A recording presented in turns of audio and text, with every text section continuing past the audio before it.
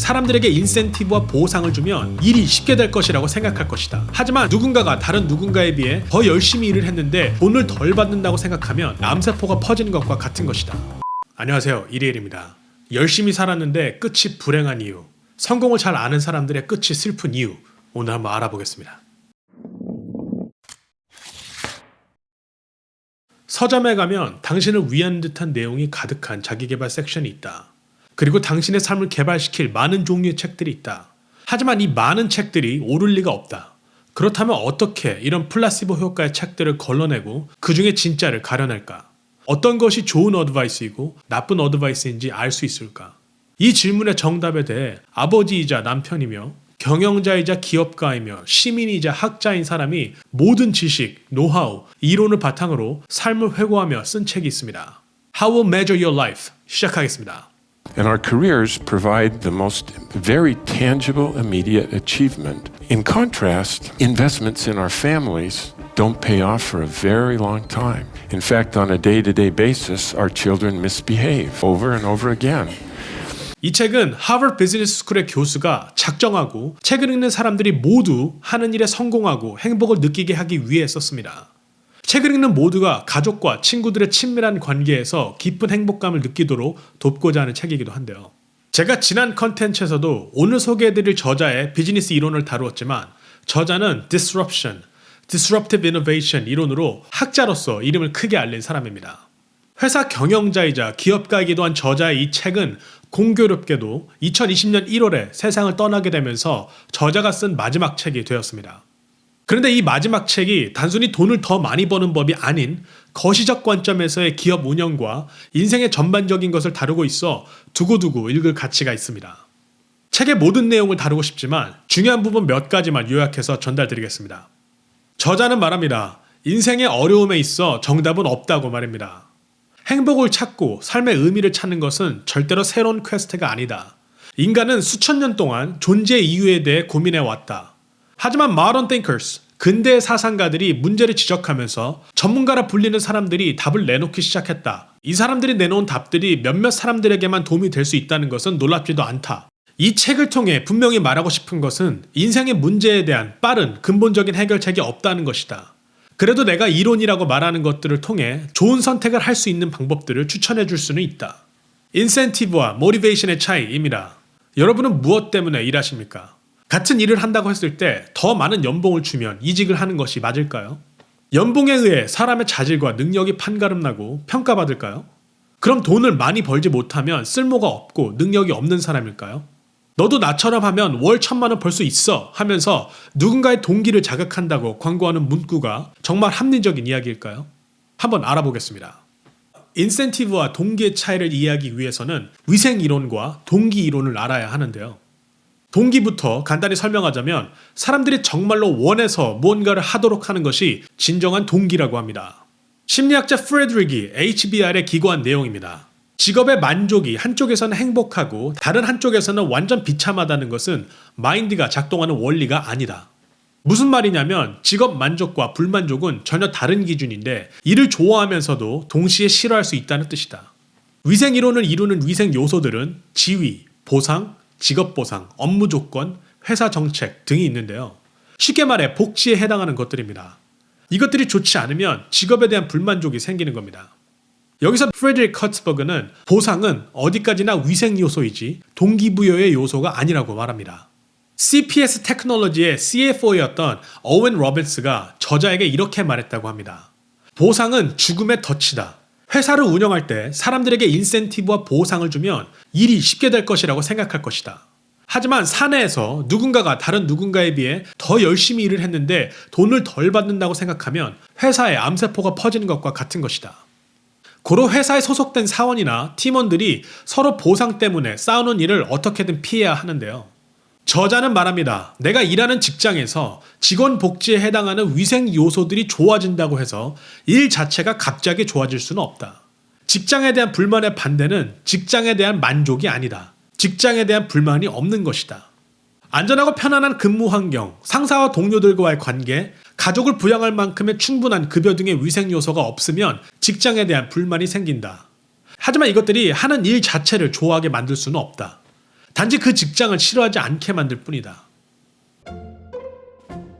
그렇다면 어떤 것들이 우리로 하여금 우리의 일을 정말 좋아하게 만들 수 있을까요? 허츠버그에 따르면 이것을 모티베이터라고 하는데요. 모티베이터는 도전적인 일, 인식, 책임, 개인적 성장이라고 합니다. 다시 말해 일 자체의 본질적인 상태에서 오는 일에 의미 있는 기여를 하고 있다고 생각하게 만드는 느낌이라고 합니다. 이 모티베이터들을 가진 사람과 그렇지 않은 사람은 일이 두려운 사람과 재미있는 사람으로 나뉘기 때문에 저자는 학생들에게 최대한 모티베이터에 기반하도록 늘 격려했다고 합니다. 저자 역시 finite이라는 단어를 씁니다. finite은 hygiene factor, 위생 요소, infinite은 motivator가 되겠죠. Because you and I have finite minds. When we try to understand what's going on in the world, we have to aggregate things. So in your companies, you can't keep track of every individual invoice. And so you have to aggregate all those up. You can't keep track of every element of cost. And so you have to aggregate all that up into total cost categories. And then you subtract that from this. And there's a number. That's the way we try to understand the world, is because we have limited minds. 지난 영상에서 사이먼 사이넥은 애플을 이기려고 만든 마이크로소프트사의 극강의 MP3 플레이어 준 HD는 finite mind의 산물이었기 때문에 실패했다고 했습니다. 사실 애플은 infinite mind를 가지고 전혀 다른 곳에 관심을 두고 있었죠. Because we have to aggregate, we get a sense of hierarchy in the world. In other words, people who are higher up in larger organizations are more important than people who preside over fewer numbers of people and fewer numbers. We get this sense that people who achieve in a hierarchical sense, their lives will be judged somehow as better than those below. And we measure sometimes how high we go or how successful we are by how much money we make. 저자는 처음 집을 샀을 때를 이야기합니다. 뒷마당에 아이들을 위해 장난감 집을 만들기로 하고 몇 주간 동안 아이들과 어떤 목재로 집을 지을 것인지 고민하며 골랐다고 합니다. 그리고 아이들은 친구들이 집에 놀러 올 때마다 뒷마당을 보여주면서 장난감 집을 짓고 있는 과정을 자랑하곤 했다고 합니다. 그런데 막상 집을 다 짓고 나니 아이들은 그 집에서 거의 놀지 않았다고 합니다. 알고 보니 직접 참여해서 집을 짓는 과정에서 자신들이 얼마나 기여했는지에 관심이 더 있었던 겁니다. 목적지보다는 여정에 관심을 두고 재미를 느꼈던 것이죠. 델이라는 컴퓨터 회사 아실 겁니다. 잘 나가던 회사 중 하나였죠. 델 회사의 가치가 높았던 이유 중 하나는 대만의 에이수스라는 회사가 델 컴퓨터의 부품을 만들었기 때문이라고 저자는 말하는데요. 더 저렴한 가격으로 마더보드까지 에이수스가 제작을 해주게 되면서 델 회사의 로나, Return on Net Assets, 순자산 수익률은 올라가게 되고 이 로나를 기준으로 회사를 평가하는 월스트리트에서는 더 가치 있는 회사로 평가받게 된 거죠. 그런데 2005년에 에이서스가 독자 브랜드로 컴퓨터 시장에 나서겠다고 선언하면서 델은 에이서스 역할을 해줄 또 다른 회사를 찾게 됩니다. 하지만 시간이 지남에 따라 델에서 만든 제품은 에이서스가 제조를 했을 때만큼의 퀄리티가 나오지 않게 되었고 회사 가치도 떨어지게 됩니다. 이에 저자는 델은 아웃소스하지 말아야 할 것을 해버렸다고 말합니다. 결국 에이서스라는 회사가 브랜드만 델로 바꿔서 만든 것과 다른 것이 없는 결과를 초래한 것이죠. 마찬가지로 많은 회사들이 무분별하게 아웃소싱하는 것에 대해 꽂혀 있다고 저자는 말하는데요. 주로 미국 회사들의 위탁을 받았던 대만, 한국, 싱가포르, 중국은 이제는 미국 고객들에게 직접 제품과 부품을 만들 수 있는 수준이 되었습니다. 저자는 말합니다. 델은 아웃소싱을 하다가 회사의 미래를 아웃소싱한 것이다. 대단히 성공한 한 사업가가 이런 말을 한 적이 있습니다. 자신의 인생의 가장 큰 성공은 자신을 정말 사랑하는 사람을 만난 것이라고 말입니다.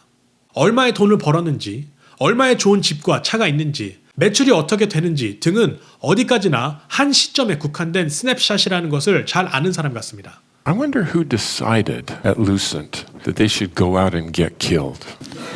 And when was the date on which they decided they would get killed? And the answer, of course, is that nobody made the decision. In fact, what happened is all the individual people in a very successful organization did everything right. It summed up to disaster. The reason why it sums up to disaster is they're trying to maximize their profitability. 저자는 말합니다. 저자와 같은 하버드 MBA를 졸업한 동기들 중 누구도 이혼을 계획하거나 불행한 삶을 계획한 사람은 없었을 텐데 몇 년마다 주기적으로 만나면 이혼을 하고 자신의 아이들은 이혼한 아내가 재혼하여 다른 집에서 키워지고 있다고 말합니다. We have a reunion every 5 years. When we came back for our 5th reunion, man, everybody was happy. Most of our classmates had married people who were much better looking than my classmates. They're doing well in their career. But as we hit the 10th and 15th and 20th and then the 25th anniversaries, oh my gosh, my friends were coming back not happy with their lives. 저자의 학우들은 하이진 팩터들을 주된 기준으로 삼았고 연봉이 가장 중요한 것 중 하나가 되었죠. 하버드 MBA 입학은 그들에게는 투자 그 이상도 이하도 아니었습니다. And very many of them had gotten divorced, and their spouses had remarried, and they were raising my classmates' children on the other side of the country, alienated from them. And I guarantee that none of my classmates ever planned when they graduated from the business school to go out and get divorced and have children who hate their guts and are being raised by other children. And yet a very large portion of my classmates actually implemented a strategy that they never planned to do. 저자는 이 친구들의 불행한 인생 전개가 미국의 큰 기업들이 망하려고 마음먹지 않았는데도 망하게 된 이유와 비슷하다고 이야기하는데요. 성취에 꽂혀 최대 이윤만을 생각하다 보니 투자한 것에 대해 최대 효과를 얻기 어려운 가족, 친구 관계에 시간을 쓰는 것을 중요한 것으로 인식하지 못하게 되고 그 결과 불행을 맞이하게 되었습니다. And it turns out that the reason why they do that is the very same mechanism, and that is the pursuit of achievement. The reason why successful companies fail is they invest in things that provide the most immediate and tangible evidence of achievement. And the reason why they have such a short time horizon is that they are run by people like you and I. And we then apply that very same thinking process in our personal lives with sad results. 저자 역시 어느 날 자신이 대체될 수 있다는 생각을 하게 되었다고 합니다. 유한한 생각에 갇혀있던 저자는 자신보다 이력서의 스펙이 화려하지 않은 사람에게 대체된 것을 보고 이게 뭘까라고 생각에 잠겼다고 합니다. 하지만 인피니트한 생각으로 전환을 한 후 이런 결론을 내립니다. 인생은 내가 얼마를 벌었고 통장에 얼마가 남아있는 것이 중요한 게 아니라 나에게 주어진 재능을 적재적소에 잘 써서 사람들에게 도움이 되고 더 나은 세상을 만드는 데 얼마나 기여했느냐에 있다. How high I went in anybody's or how much money I left behind in the bank when I died. I put you in that circumstance. Now, can we talk about the individual people whose lives you helped to become better people because you worked with them or they were members of your family or you just met them and they needed your help? And that is, it's actually really important that you succeed at what you're succeeding at, but that isn't going to be the measure of your life. How well you helped other people be better people.